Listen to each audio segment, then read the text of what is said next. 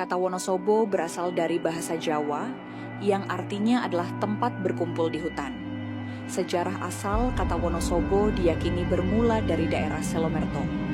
Di daerah tersebut terdapat dusun bernama Wanasaba yang didirikan oleh Kiai Wanasaba.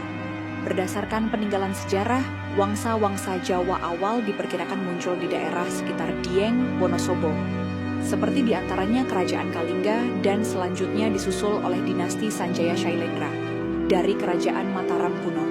Bukti-bukti munculnya wangsa Kerajaan Mataram kuno ini dapat dilihat dari prasasti dan candi yang tersebar di Dieng. Namun, tidak dapat dipungkiri bahwa kompleks Candi Dieng masih menyimpan misteri terkait asal-usul dan pendirinya. Sebab hingga kini belum ditemukan informasi tertulis mengenai candi yang disebut sebagai bangunan keagamaan tertua di Jawa itu.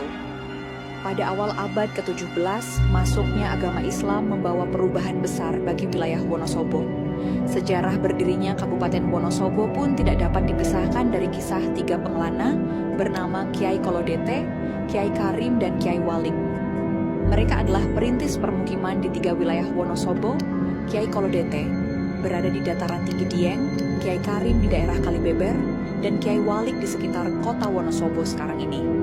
Sejak saat itu, daerah ini mulai berkembang, dan mereka dianggap sebagai tokoh yang menurunkan penguasa-penguasa Wonosobo selanjutnya. Seperti salah seorang cucu Kiai Karim, Ki Singowedono, yang mendapat hadiah dari Keraton Mataram berupa wilayah di Selomerto.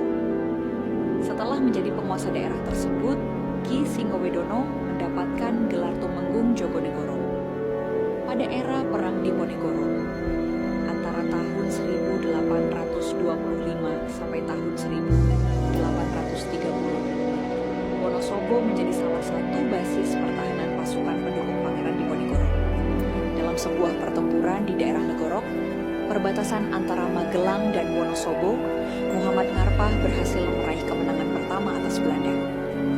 Berkat jasanya tersebut, Pangeran Diponegoro menganugerahkan gelar kehormatan Kanjeng Raden Tumenggung Satjanegara kepada Muhammad Ngarpah.